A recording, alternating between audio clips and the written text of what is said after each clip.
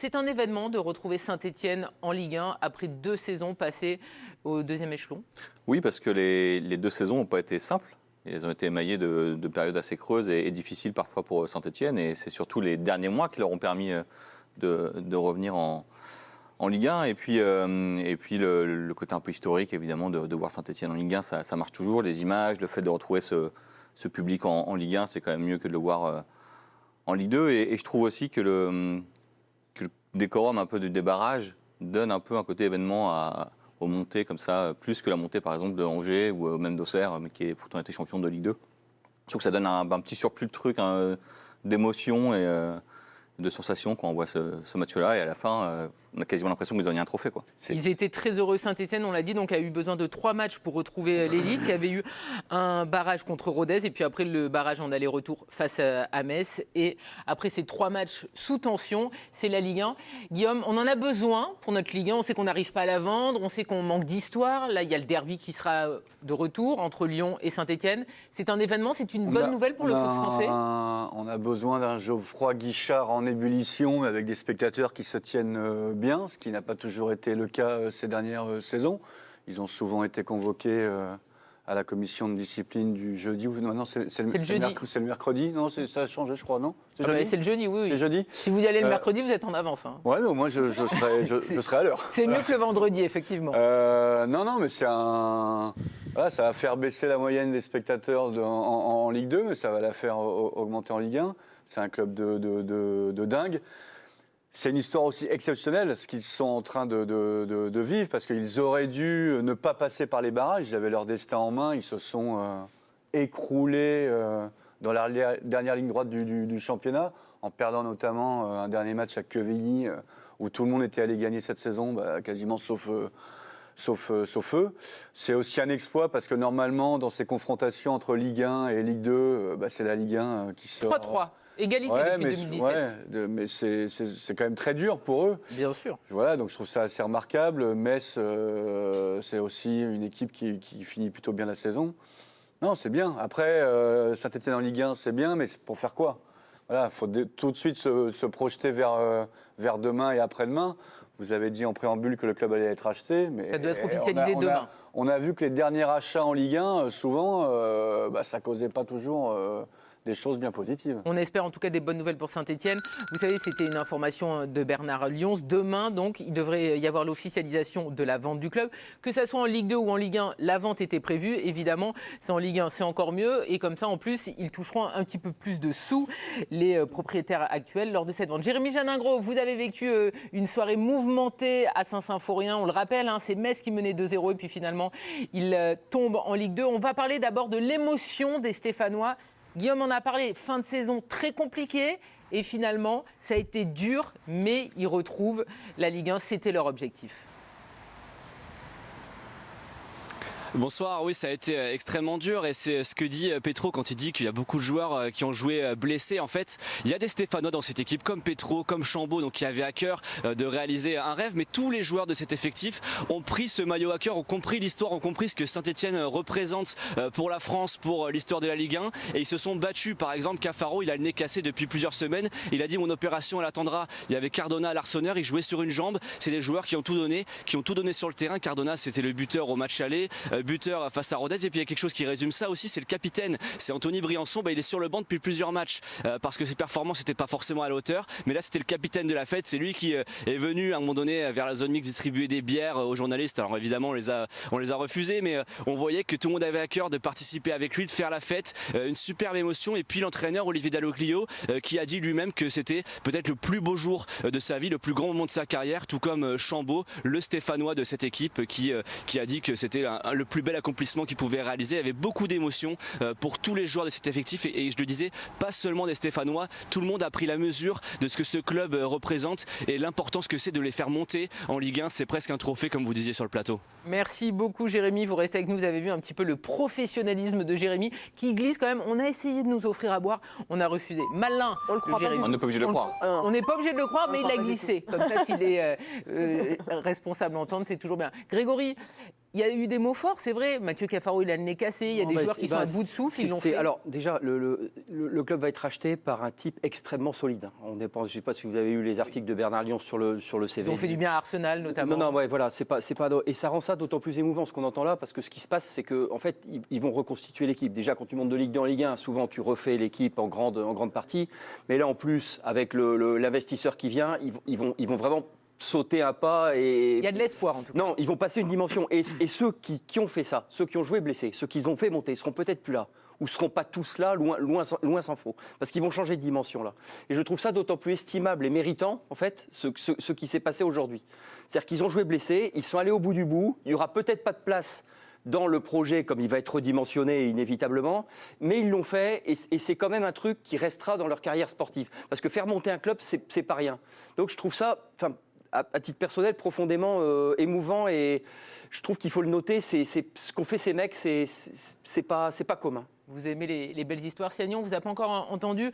On a besoin de locomotives en Ligue 1, on l'a dit. Saint-Etienne n'a pas toujours été en haut, mais c'est un club mythique, c'est un club magique pour, j'allais regarder, bon, pour des personnes d'un certain âge. Je suis magique. Je suis magique. Voilà, il y a les années 70. C'est joliment dit d'un certain âge. Des vieux, quoi. Non, mais c'est vrai que Karine, c'est une honte. c'est un club historique. Voilà, je vais en rester Ça ne là. me dérange absolument pas. Un jour, tu y passeras aussi. Je ne sais pas si tu seras aussi fraîche que moi. Après 2 heures de question, maquillage, moi, je ne serai plus là pour te voir, malheureusement. J'essaierai. Bon, c'est un club historique. mais je suis sûre qu'ils ont plein de supporters en plus qui sont très jeunes et qui ont cet amour pour Saint-Etienne, qui est un club effectivement qui draine une passion folle. Et j'ai vu le tweet de l'OL quand ils sont remontés avec la photo de Fekir qui monte son maillot là pendant le derby. Et je trouve que c'est génial d'avoir Saint-Etienne en Ligue 1 parce qu'on a besoin de ce genre de rivalité dans notre championnat. Et donc c'est évidemment une bonne chose de les revoir en Ligue 1. Après, je sais Rivalité pas si... pacifique, hein, ce serait bien. Oui, bien sûr. Enfin, on ne va pas demander à ce qu'il se fasse la guerre autrement que dans le jeu. Mais effectivement... moi, je trouve ça bien. Après, ça n'a pas toujours été une locomotive sportive, mais en tout cas, en termes d'ambiance, Geoffroy Guichard, c'est un des stades où moi, j'ai vécu les plus belles émotions parce que, pour le coup, il y a tout le temps de l'ambiance et tout le temps, on a la chair de poule quand on est dans ce stade. Et c'est bien qu'il remonte. Après, il faut voir ce que ça va donner sur le plan sportif parce qu'il ne faudrait pas qu'il navigue dans le bas du tableau. Il faut qu'il ait des ambitions sportives aussi un peu plus élevées. Greg en a parlé de cet actionnaire, effectivement, qui a les reins solides, mais il y a des actionnaires qui ont des reins solides et qui font n'importe quoi avec leurs finances. C'est vrai que Saint-Etienne, on aurait envie de voir Saint-Etienne stabiliser au niveau et grandir tout doucement et s'installer comme le fait Lens depuis 4 ans, 7e, et ne plus avoir à vivre ce qu'on a vécu sous la présidence bicamérale de nos amis, d'ailleurs Caiazzo. Romeyer. Et Romeyer, enfin franchement, ça a été un...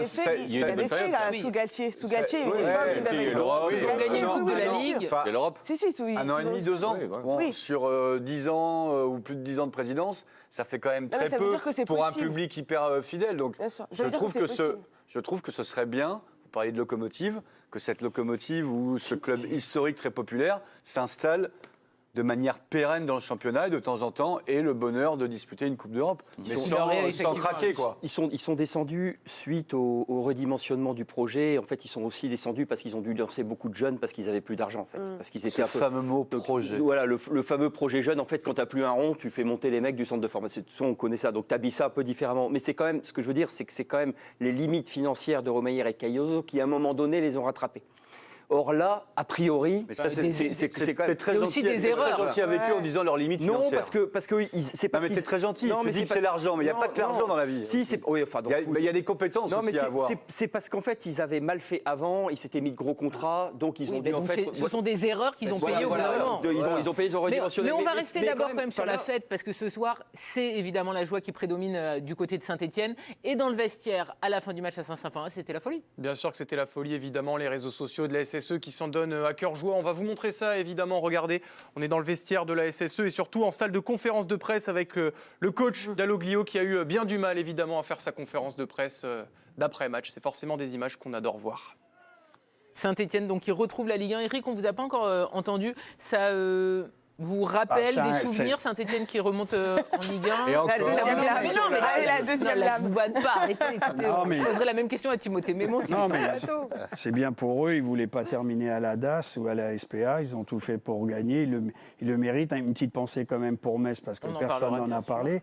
On va en Donc parler. c'est très dur quand tu es quand même Ligue 1 et tu perds en prolongation. Après, Saint-Etienne, c'est the place to be. Maintenant, les gagnants économiquement, c'est quand même les deux actionnaires parce qu'ils ont gagné quelques millions. 10 Mais, millions. non, après. mais ils vendaient. vont les payer parce que le prix avec lequel ils vont racheter ne sera pas le même en Ligue 1 qu'en Ligue 2, oui, bien entendu. eux, Donc, ils ont voilà. quand même gagné. Deux, même si Guillaume a raison de dire certains actionnaires qui sont venus dans le monde du foot n'ont pas toujours réussi, mais ces deux actionnaires-là ont passé beaucoup de temps à l'AS, Saint-Etienne. Il était temps que ça passe dans d'autres mains avec bien sûr. une autre vision. Alors, est-ce qu'ils feront bien, pas bien, on verra bien. Le CV a l'air quand même pas mal du côté. C'est un Canadien qui est dans le sport US, etc. Donc, on peut penser qu'ils vont monter. Vous savez, Saint-Etienne, c'est comme le Grand Nantes. Alors bon, oui, moi, 70, 76, j'ai vu l'épopée des Verts, donc c'est un club mythique qui ne laisse pas indifférent. Tu t'imagines que 55 ans après, il voyage partout, il y a des supporters de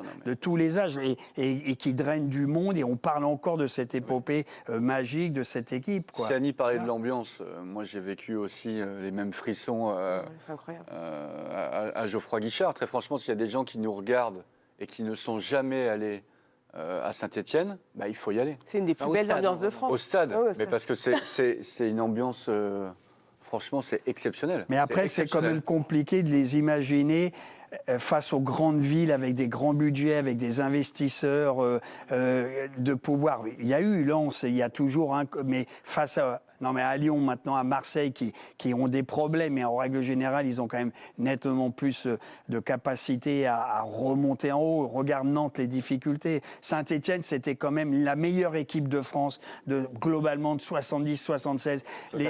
Michel Platini est passé là-bas avant de partir. Tous les grands joueurs de l'Arquet, Langevert, Beretta, Denis mais Cocheteau. tous, Sina Hegel, personne, enfin, Sarah Magna, tous ces mecs exceptionnels, Lopez, Piazza. Enfin bon, on va pas tous les citer, Langevert.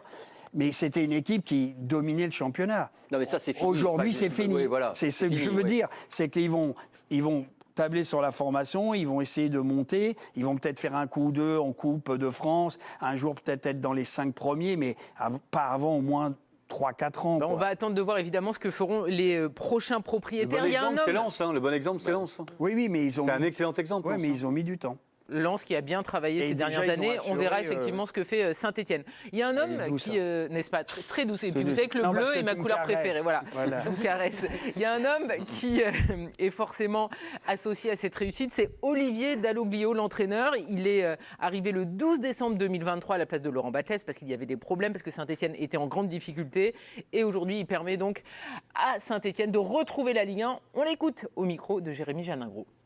Non, c'est énorme de faire monter les Verts, c'est bien sûr que c'est énorme. C'est la place de Saint-Etienne, elle est en Ligue 1. C'était une anomalie, on a rectifié l'anomalie, voilà, ça c'est super. Les joueurs ont été extraordinaires, je pense qu'ils se sont marqués à vie et voilà, je pense qu'ils méritent vraiment le respect par rapport à ce que tout le staff sportif, médical, les dirigeants et les joueurs ont fait. Voilà, c'est extraordinaire. Après, ils avaient plus de Olivier Dalloglio, donc, qui a été nommé le 12 décembre 2023. On va retrouver Jérémy. Jérémy, une information justement concernant le coach des Verts. Oui, c'est grâce notamment à Laurent Grandcola, journaliste de journal L'Équipe qui suit beaucoup la Ligue 2 et qui a beaucoup suivi les Verts. Il est en mesure de nous dire que Dalloglio sera à 99% de chance l'entraîneur de Saint-Etienne l'année prochaine. Le nouveau propriétaire devrait compter sur lui. Ils vont se rencontrer la semaine prochaine, normalement autour du jeudi, vendredi, parce que donc l'annonce devrait être officielle la semaine prochaine, lundi. Et puis il y aura aussi une rencontre entre les joueurs et l'entraîneur mardi. Donc tout devrait continuer dans la continuité justement pour Saint-Etienne. Dalloglio qui compte aussi beaucoup sur Cardona, qui a envie de rester, lui qui est prêté par Augsbourg et qui est un des joueurs qui a marqué les buts importants dans la remontée de Saint-Etienne. Et Dalloglio évidemment incarne ça parce qu'il est arrivé en décembre et c'est lui qui a fait cette remontée. Il devrait rester normalement l'entraîneur de Saint-Etienne. Merci beaucoup Jérémy pour cette information. On va en parler d'Olivier Dalloglio. C'est quelqu'un qu'on aime sur la chaîne Équipe. Il aime le beau jeu. Il avait fait du bon travail avec Dijon. Là, il est reparti à l'échelon inférieur, Saint-Etienne, mais il a réussi le challenge. C'était pas simple parce que, en fait, on me racontait beaucoup, comme quoi, faut se méfier de ce qu'on dit, que Laurent Batles n'avait pas l'équipe pour monter, indépendamment de ses capacités ou de ses. Or, il a quasi fait monter cette équipe-là, donc c'est pas tout à fait rien. Quand tu fais monter Dijon et que tu maintiens Dijon derrière, on sait, nous qui travaillons sur des clubs quand même qui sont pas les plus dotés, que c'est toujours extrêmement difficile. Il faut tout faire bien. Donc c'est quand même effectivement quelqu'un qui a réussi à tirer son épingle du jeu dans différents contextes. À Brest, il a réussi parce que maintenir Brest, c'est pas anodin, c'est pas rien. Donc ouais. Montpellier, c'était plus décevant. Montpellier, c'était plus complexe. C'est un coup de chausson, Montpellier. À Montpellier, Mais c'est pour ça qu'il repart à l'échelon inférieur d'ailleurs. Alors que Montpellier, c'est sa maison, on rappelle quand même, il est Sévenol. Vous le connaissez bien, Siani, vous avez suivi Dijon pendant plusieurs saisons. Ah, il était parti, moi j'ai commencé. Ah, et ben vous le connaissez moins bien. C'est bien. J'ai commencé la saison juste après. C'est un bon lancement. Tu pourrais la remercier, Siani, tu pourrais remercier Karine, s'il te On le plaît. connaît un peu parce que là, c'est quelqu'un Mais qui. oui, non, mais je l'avais côtoyé à Montpellier la saison. Eh ben ça marchait un petit peu. voilà, donc vous le connaissez, vous voyez. Oui, un petit peu. Non, pour le connaître un peu parce que c'est quelqu'un Oui, qui donne des mais interviews je sais qui que sont vous le connaissez, passionnantes. vous en avez parlé. Non, mais en plus, on l'a tous. Oui, On bien est sûr, certains à avoir interviewé tout ça. C'est toujours un grand plaisir de converser Type. avec lui.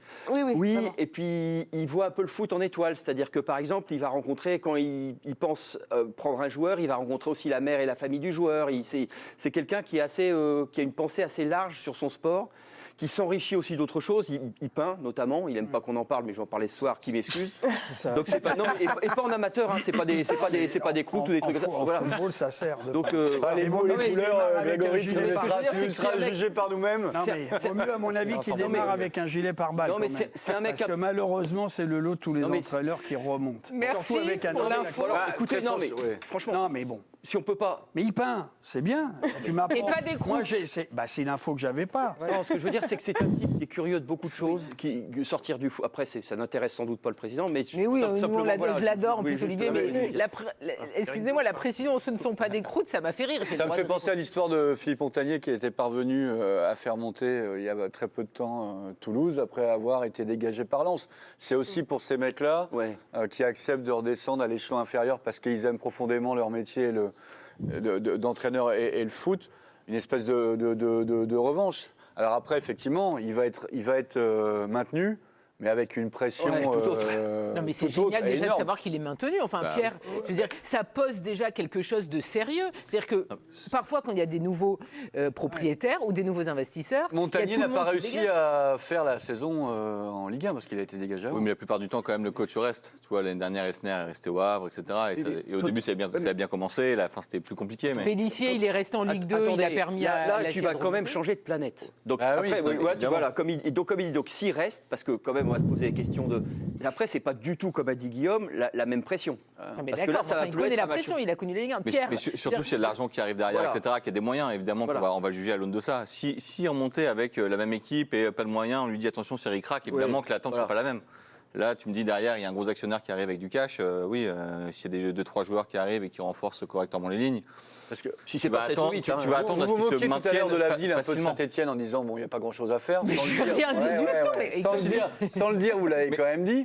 Mais il y a quand même une pression de tous les instants dans ce club terrible. Mais on est chez les fous, là.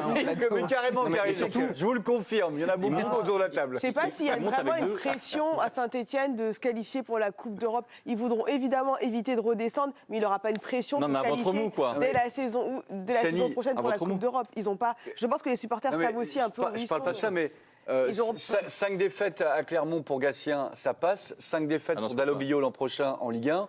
Ça dépend. Moi, je pense que remontant, s'ils les sauvent et qu'ils finissent 15e, ils seront bien contents d'être 15e.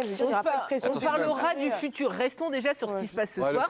Profitons du présent de l'instant. Mais oui, vous avez raison, Karine. Exactement. Ça pourrait être une belle chanson également. Profitons du présent de l'instant. Philippe Laville, non? Oui. Attendez, on va partir à Saint-Etienne avec Romain. Parce que Saint-Etienne, ce soir, est heureux forcément, car il retrouve la Ligue 1, il retrouve l'élite, il retrouve les matchs face à Lyon, avec Olivier Dalloglio. C'est la fête. Et oui, c'est la fête. On a montré tout à l'heure les images de l'équipe en conférence de presse, dans le vestiaire, etc. Et regardez, évidemment, dans la ville de Saint-Etienne, c'est la fête aussi. Regardez, ce sont des images d'une journaliste. Forcément, il y a eu des fumigènes, il y avait des supporters partout dans les bars. Et d'ailleurs, les joueurs stéphanois sont déjà dans l'avion. Ils arriveront à Saint-Etienne d'ici peu. Il y a déjà 2000 personnes qui attendent, les supporters et le staff. La nuit risque d'être très longue dans le C'est Forez. beau. Et on cherche Timothée Mémon, on ne l'a Et pas ça, retrouvé c'est- depuis. Et Bernard Lyons, il est où? On parle souvent, parfois on dit que le foot est déconnecté des gens. Regardez ce qu'ils ont fait à Auxerre quand ils sont montés. Regardez ce qui s'est passé à Angers, alors qui est censé être une ville anti-foot quand ils sont montés. Il y avait du monde partout. Regardez ce qu'ils font là. Comme quoi, monter dans l'élite reste quand même un événement. C'est un événement. C'est un très grand indépassable. événement, bien sûr. Qu'est-ce qui est capable de mettre tous ces gens dans la rue, à part le foot comme- C'est aussi parce que c'est des clubs où il y a grand-chose d'autre à fêter. Enfin, tu vois, il y a des titres, il y en a peu, des épopées européennes, il y en a peu. Non, mais il y a ça aussi. Ça, c'est donc, sûr. Oui. Et puis Auxerre et Saint-Étienne, c'est un peu les clubs Non, mais quand on disait que c'était comme un trophée, traditionnels c'est de un la peu ça. Ligue 1. Donc forcément, quand tu as une montée, tu retrouves l'élite, c'est ta place en fait. Ouais, au c'est fond, la c'est place ta de place, ouais, Saint-Étienne, tout à c'est fait. la place d'Auxerre. Angers, hein, peut-être un petit peu moins, mais c'est des clubs qui vont retrouver. Qui se voient comme Ouais, ça. Exactement, Ouais, qui se voient qui se comme des voient clubs comme de ça, Ligue 1. tout à Et fait. c'est la normalité pour C'est eux. tellement aujourd'hui compliqué de sortir d'une Ligue 2 qui est de Ah, plus non, en mais- plus compétitive, avec des équipes de plus en plus Avec le barrage. financièrement costauds. Voilà, je pense à Lorient et Clermont pour s'extraire et remonter en Ligue 1. Ça Ce va sont pas être deux ça. clubs qui vont souffrir terriblement.